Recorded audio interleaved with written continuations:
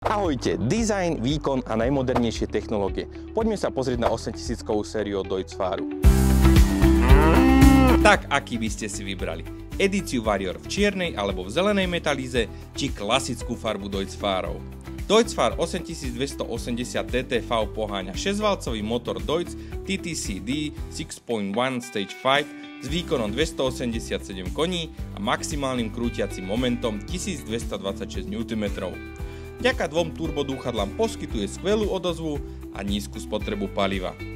Plynulá prevodovka TTV umožňuje bezstarostný prenos výkonu s rýchlosťou až 60 km za hodinu.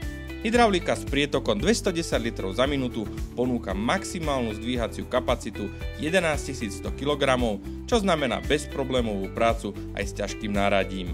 Kabína Max Vision 2 je vybavená 12-palcovým displejom iMonitor 3, 360 stupňovým LED osvetlením a vzduchovým odpružením kabíny a sedadla pre maximálny komfort vodiča.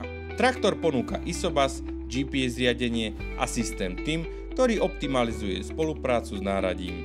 Deutz-Fahr 8280 TTV je spoľahlivý, výkonný a technologicky vyspelý traktor, ktorý zvládne každú výzvu v poľnohospodárstve, však je to Warrior, čo v preklade znamená bojovník. Nám v Agrostodole sa páči najviac v edícii Warrior, špeciálne vo farbe Java Green. A čo vy? Aký máte názor? Dajte nám vedieť do komentárov. Čaute.